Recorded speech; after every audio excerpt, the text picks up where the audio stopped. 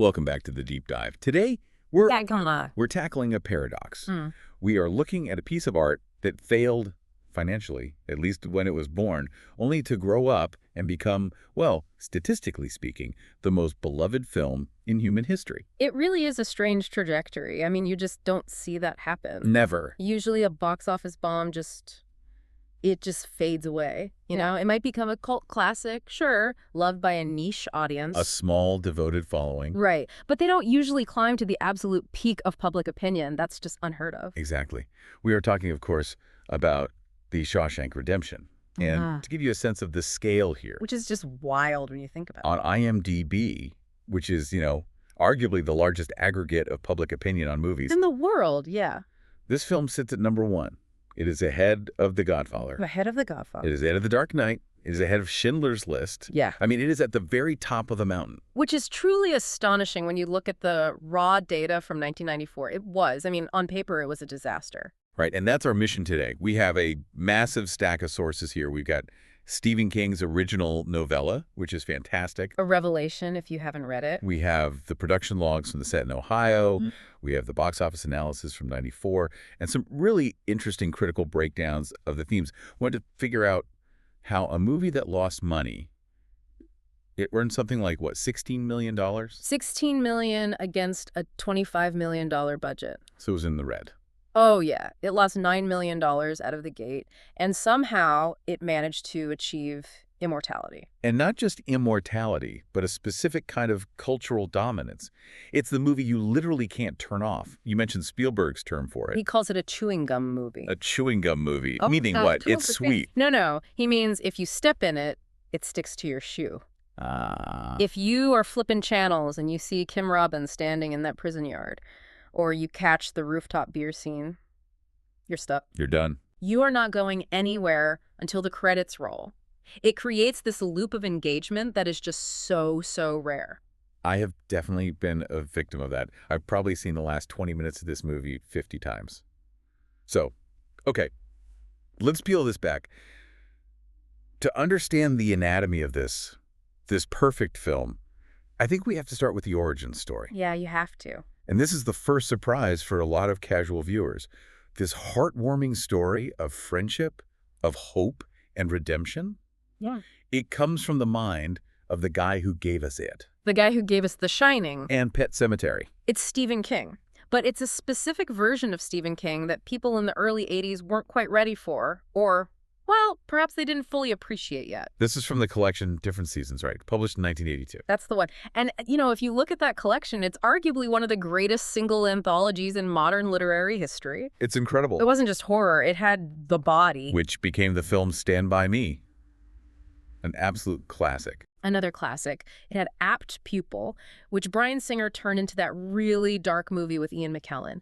And it had this story with the incredibly clunky title of Rita Hayworth and Shawshank Redemption. Okay, which explains why they shortened the title for the movie, although we'll definitely get to why the movie title was still a massive marketing problem later on. Oh, huge problem. But why was King writing this? I mean, this isn't horror. There are no supernatural clowns, no possessed cars, no haunted hotels. King has always said he wanted to flex different muscles. In the early 80s, he was being heavily typecast as the boogeyman guy, the master of horror. That was his brand. It was his entire brand.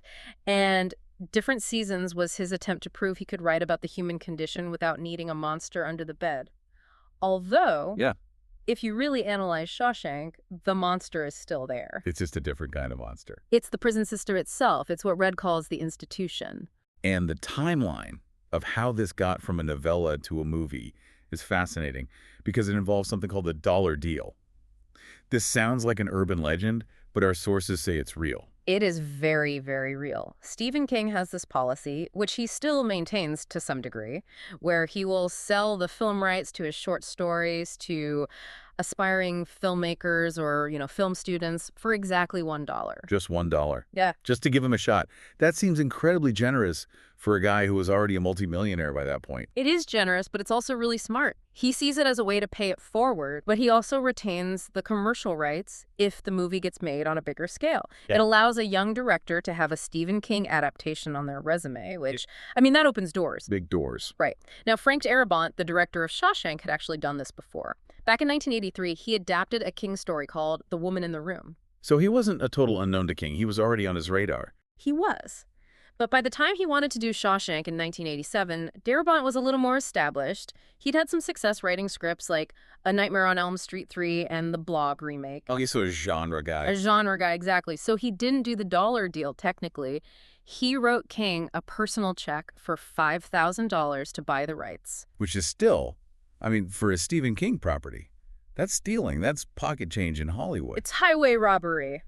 But this is the best part, and it tells you everything about who Stephen King is as a person.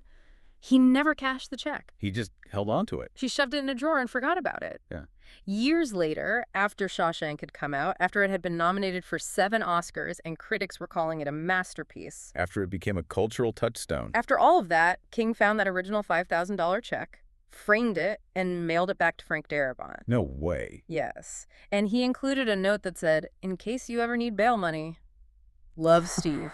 That is legendary behavior. Yeah. I love that. It fits the whole vibe of the movie perfectly, this long game gesture of friendship and respect. It really does. So Darabont has the rights, but turning a novella into a feature film is notoriously difficult. Usually with a short story, you just don't have enough material to fill 2 hours. That was the big concern. King himself actually told Darabont, "I don't see how you make this a movie." The author didn't even see it. No. The story is very internal. It's mostly Red. The character Morgan Freeman plays just thinking about Andy. There isn't a lot of kinetic action. It's a memory play. Right. It's a guy sitting in a cell remembering things. That's hard to make cinematic. Very hard. But Darabont saw something. He wrote the script in 8 weeks, which, that's a sprint. It's a fever pace. Yeah. And what he did was just brilliant structural engineering. He had to expand the world while condensing the timeline. In the book, the story takes place over decades, and it feels very episodic. Andy deals with this revolving door of wardens. There are 3 or 4 different wardens throughout his sentence. Which is realistic. Prison administrations change over the course of 20-plus years. It's totally realistic, but it's bad drama. Right.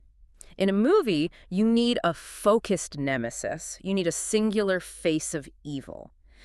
So Darabont compressed all those characters into one, Warden Samuel Norton. That makes so much sense. Yeah. Because then the conflict becomes personal. Yeah. It's not Andy versus the bureaucracy. It's Andy versus this specific, hypocritical, Bible-thumping man. Precisely. It gives the audience a focal point for their hatred, for their anger. When Norton goes down, the whole system feels like it's going down with him. It just raises the stakes significantly. The other massive choice, and this is something screenwriting gurus always fight about, is the use of voiceover. Yes. It's a great debate. If you take a screenwriting 101 class, literally the first thing they tell you is show, don't tell. Voiceover is considered lazy. It's often used to just patch holes in the plot. It's usually a crutch. Yeah, it's used when the director fails to convey information visually. But here the voiceover isn't just conveying information. It's conveying emotion. It's conveying perspective. It's the texture of the film. It's the soul of it. Think about it this way. Andy Dufresne is a very cold character on the surface. He is. He's very buttoned up. He's distant. He's quiet. He keeps his secrets. If we were just watching Andy from the outside without any context, he might seem arrogant or aloof. We wouldn't necessarily love him or understand his resilience. We love him because Red loves him. That's it. 100%. Red's narration is our bridge to Andy. He interprets Andy for us.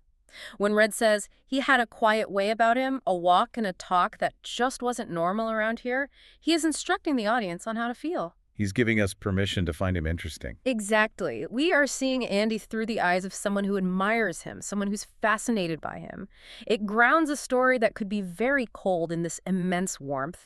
It turns a prison break movie into really a love story between 2 friends. Okay, let's unpack the casting, because this is one of those great multiverse moments in film history where you realize we almost got a completely different movie. Right. Looking at the notes here, The list of people who almost played Andy Dufresne is just wild. It's the ultimate game of what if. You have to remember, Castle Rock, the studio, they were nervous about this. This is a prison movie. There are basically no women, no car chases, no explosions. It's a hard sell. It's a very hard sell. So they wanted a star. They needed that box office insurance. Their first choice, Tom Hanks. Okay, Tom Hanks makes sense. He has that everyman quality. He can do serious drama. I can see it. He does, and he would have been great. But look at the year. It's 1994. Hanks was a little busy filming a movie called Forrest Gump. He chose Gump over Shawshank. I mean, Yeah. He won the Oscar for Gump, so you can't really say he was wrong. No, career-wise, he absolutely made the right call. Gump was a cultural tsunami, so then they went to Kevin Costner. Costner in the early 90s was the biggest star on the planet. Oh, absolutely massive. You had Dances with Wolves, Robin Hood, The Bodyguard. He could open anything. He was the king, and he was offered the role of Andy. He actually liked the script a lot, but he was deep in pre-production for a little passion project of his called Waterworld. Oof. Oh, no. He passed on Shawshank for Waterworld. That has to be one of the most painful regrets in Hollywood history. It's definitely up there. Waterworld became this notorious flop initially, though it has its defenders now. But compared to Shawshank, yeah, I'm sure that one keeps him up at night sometime. I would think so. And then, the most intriguing one for me, Tom Cruise. Tom Cruise. I just can't see it. I cannot see Maverick getting bullied by the sisters in the laundry room. I can't see him taking that abuse quietly. It just doesn't compute. It would have been a very different energy, that's for sure. Cruise is intense. He's kinetic. He's always running. But here's the thing. Cruise was actually very, very interested. He attended table readings. He was really looking for a serious, dramatic turn. So what happened? Why didn't he do it? He didn't trust Frank Darabont. The rookie director. Exactly. Remember, Darabont was a known screenwriter, but he hadn't directed a big feature like this before. And Cruise, famously, he prefers to work with established auteurs, you know, your Spielbergs, your Kubricks, your Scorseses. He wants a captain who knows the waters. He wanted a safety net, and Darabont was, to him, a risk. So Cruise walked. And that opened the door for Tim Robbins. And honestly, looking back, I think Robbins was the magic bullet. Yeah. He brings something to that role that Cruise and Costner and even Hanks just don't have. He brings ambiguity. Tim Robbins has a very unreadable face. He can be incredibly still. There's a word the critics used a lot for his performance, laconic. Laconic is perfect. Yeah. It's exactly what it is. He doesn't beg for your sympathy. He's a tall guy, he's physically imposing, but he plays Andy as someone who has retreated so far inside himself. That interiority is absolutely crucial because Andy's escape is happening in his mind for 20 years before it happens in reality. We need to believe that this guy has a whole world inside his head that the guards can't see and can't touch. And Robbins sells that completely. And then, of course, the other side of the coin. Ellis Redding. If you read the novella, this casting makes no sense whatsoever. None at all. Zero. In the book, Red is a middle-aged white guy with thinning red hair. Hence the nickname. Right. He's an Irishman. That's his whole background. So casting Morgan Freeman, who is, you know, definitely not a white Irishman, was a pretty bold choice for 1994. Colorblind casting wasn't as common back then for major roles. It was Liz Glotzer, the producer, who suggested it. She basically said, forget the physical description. Who has the presence? Who has the voice? And Freeman, I mean, he brings a gravitas that is almost biblical. His voice alone is a character in the movie. It is. And they even kept a little joke about it in the script. The best joke, right? Andy asks him, why do they call you Red? And Freeman just smiles that iconic Morgan Freeman smile and says, maybe it's because I'm Irish. Which always gets a laugh. Yeah. But it's interesting how Freeman approached the role. Usually you hear about actors playing prisoners, and they go deep. They visit prisons, they talk to lifers, they try to get hard or understand the criminal mindset. Good in acting, yeah. Freeman didn't do any of that. No. Freeman's philosophy on it was fascinating. He was quoted as saying, men don't change. Yeah. His belief was that once you are incarcerated, the human condition remains exactly the same. You just have smaller borders.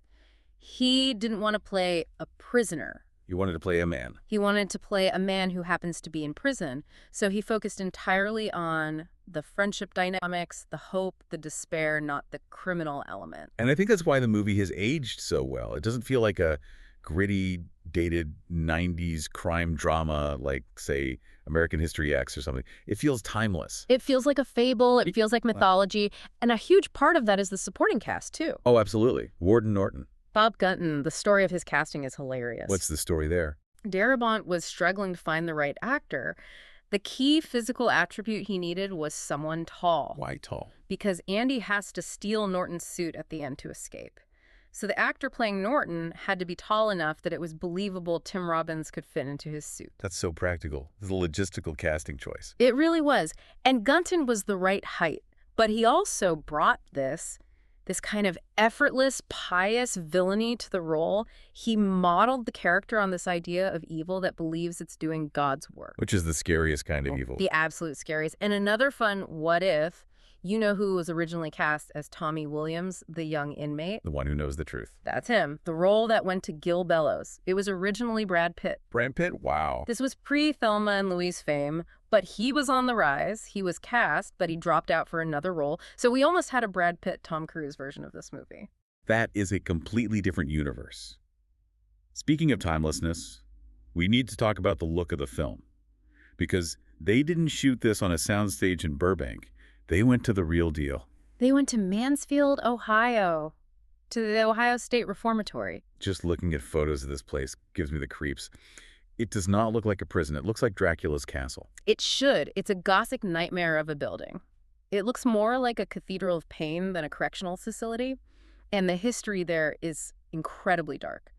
It had been officially closed down just 3 years before filming began, specifically because the living conditions were ruled inhumane by the courts. So when the actors are walking down those cell blocks, and they look cold and miserable. They probably aren't acting that hard. The paint was peeling, there was no heating, it smelled of mold and decay. It was oppressive.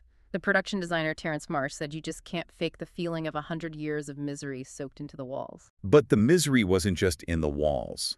Reading through the production notes, it sounds like the set was a bit of a pressure cooker. You had this clash of styles between the director and the talent. That's a very polite way of putting it. Okay, so what really happened? Frank Darabont was a perfectionist. This was his big break, his baby, and he wanted every single frame to be a masterpiece.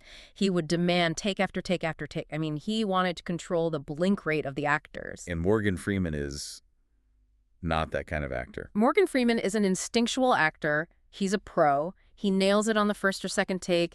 He hates repetition. He feels it just kills the spontaneity of the scene. So you had this constant low-level friction. Any specific examples? Oh, yeah. There's a famous story about the scene where Andy first approaches Red in the exercise yard to ask for the rock hammer. It's a quiet scene. It's just two guys talking. They're tossing a baseball back and forth. It seems simple, but shooting it took 9 hours. 9 hours for that little scene of just walking and talking. And throwing. Throughout the scene, Red is playing catch with the other inmates. And Freeman, being a professional, refused to mime the throw. He threw the baseball with real force every single take.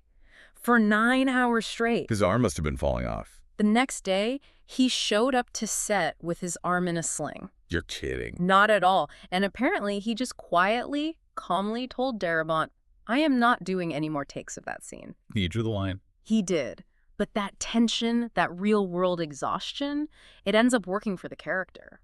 Red looks tired. He looks like a man who has been wearing down his soul for 20 years. Sometimes the on-set struggle translates to on-screen gold.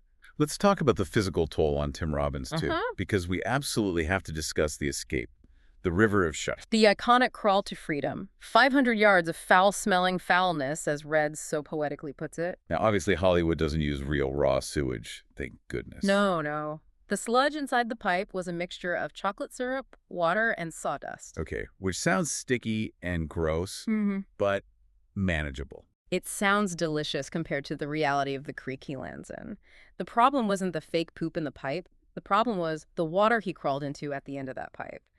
The stream they were filming in was agricultural runoff. Runoff from where? Local farms. From local cattle farms. So it was full of cow manure, pesticides, fertilizer, I mean, just awful stuff. They had a chemist come out to test the water before they put Robbins in it. And the chemist basically said, this is toxic waste. Do not put a human being in here under any circumstances. But the shot, I mean, that's the shot of the movie. The shot was essential. So the production team tried to dam up the stream and chlorinate it, but you can't really sterilize a flowing river. So Tim Robbins literally crawled through hazardous waste for that scene. That moment when he emerges into the rain and lifts his hands up. Yeah. That's not just Andy Dufresne feeling relief. That's Tim Robbins thinking, thank God I can go take a shower now. It adds this layer of visceral reality. When you watch it, you feel the filth, which makes the cleansing rain feel that much more powerful, that much more spiritual. And that segues perfectly into the themes. Hmm. Because Shawshank isn't really about prison, is it? It's about the human mind. It's about psychology. It's about the architecture of the soul. And the central concept, the one the movie explains better than any psychology textbook I've ever read, is institutionalization. Red has that incredible monologue that defines it. First you hate them, then you get used to them. Enough time passes, so you depend on them. That is a terrifying concept. It's the idea that the cage doesn't just hold you, it defines you. And if you take away the cage, you take away the self. And the movie illustrates this perfectly with the tragedy of Brooks Hatlin. God, the Brooks storyline. That is the moment where the movie stops being just a sort of prison buddy story and it becomes a genuine tragedy. It's the emotional fulcrum of the entire film. Brooks is the librarian. He's an educated man.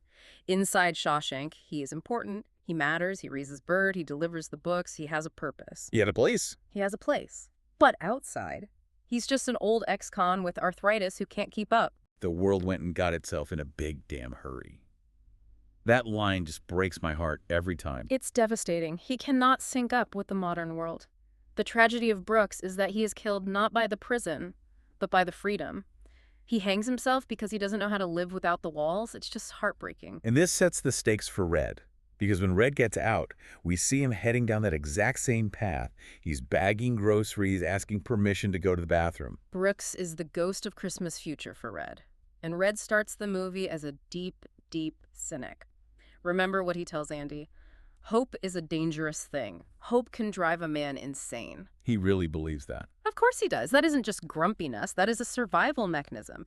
That is the institutionalization talking. If you don't hope for anything, you can't be hurt. You can't be disappointed. And Andy is the complete counterargument. Andy is like the virus of hope that infects the prison. There is so much religious symbolism around Andy. Critics have pointed out for years that he is essentially a messianic figure. How so? Walk me through that. Well, he descends into hell, which is Shawshank. He suffers for sins he didn't actually commit. He is persecuted by the Pharisees, Warden Norton, and the guards. He keeps his spirit pure, and he performs miracles. Okay, like getting the beer on the roof. The rooftop scene is basically the Last Supper. He gathers his disciples, the co-workers, and he provides them with wine, or in this case, suds. And notice, Andy doesn't drink. He doesn't. He just sits apart and watches them. He just smiles. He sits and smiles. He is feeding them spiritually. He's giving them a moment of communion. He restores their humanity, even for just 20 minutes. It's a purely sacrificial act. And then there's the opera scene. My God, the opera scene, when he plays The Marriage of Figaro. That is the moment of pure transcendence. He locks the door and he plays the music over the PA system for the whole prison. He knows he's going to get punished. He knows he's going to the hole for this. But he does it anyway. For the briefest of moments, every last man in Shawshank felt free. It represents a beauty that the walls cannot touch, that the institution cannot crush. That is Andy's superpower. He carries a portable sanctuary inside his head. And he tries to teach Red that there are places in the world, and more importantly, in your mind, that aren't made of stone. The visuals underscore this so beautifully. We have to give a ton of credit to Roger Deakins, the cinematographer. I feel like he paints with light in this movie. Deakins is a living legend, a genius.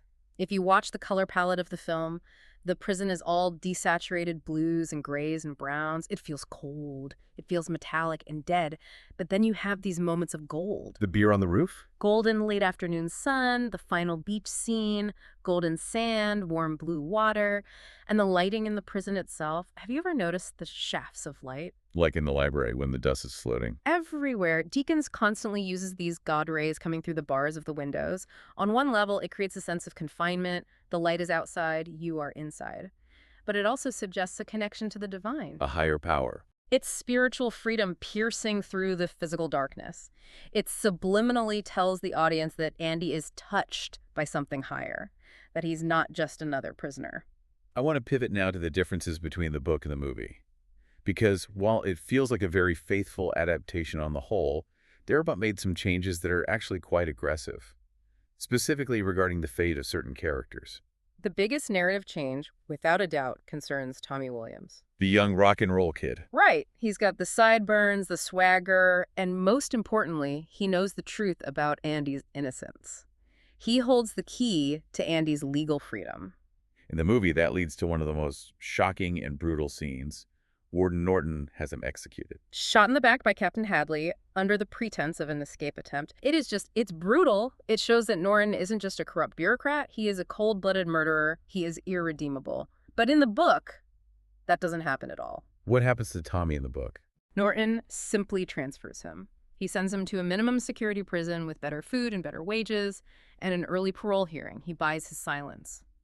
Here's a better life. Just keep your mouth shut about what you know. Well, it's simpler. It's probably more realistic, honestly. It's much more realistic. That's how corruption usually works. It's banal, it's transactional. But for a movie, you need blood. You need to raise the stakes. By killing Tommy, the movie makes it so that Andy must destroy Norton. It validates the revenge arc. And the revenge in the movie is so much sweeter. In the book, Norton just resigns, right? He resigns in disgrace. He kind of whimpers away into obscurity. In the movie, we get that incredible sequence where the police are coming, his whole scam is revealed, and he puts a bullet in his head. Salvation lies within. It's total destruction. It's biblical justice. It's cinematic justice. We need to see the villain punished. But the most controversial change, and the one that really defines the legacy of the film, is the very end. The beach. The beach. In Stephen King's novella, the story stops before the beach. It ends with Red on the bus. He's on his way to the border. And he says, "I hope I can make it across the border.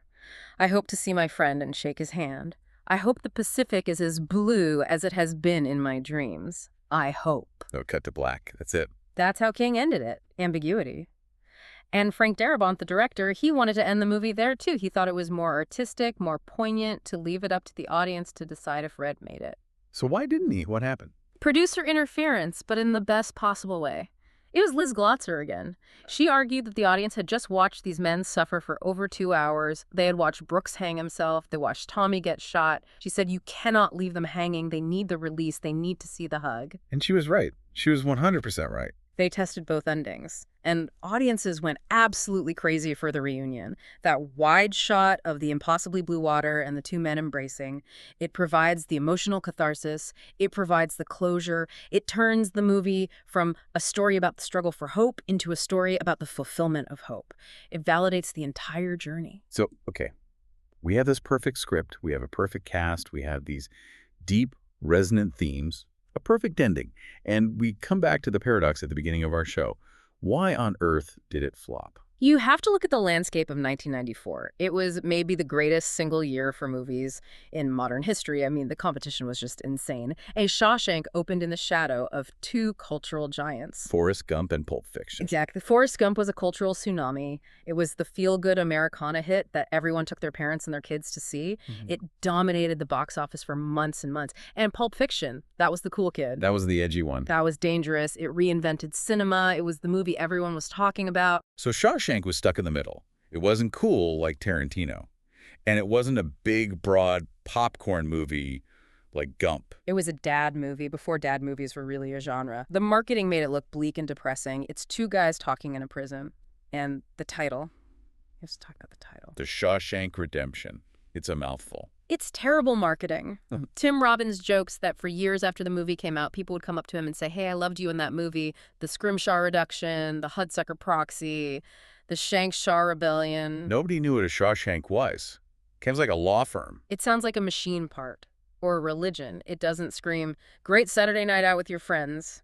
It sounds like homework. So how did it survive? The resurrection, how did this happen? It was a slow burn. First, the Oscars helped. It didn't win any. It went 0 for 7, losing mostly to Gump again.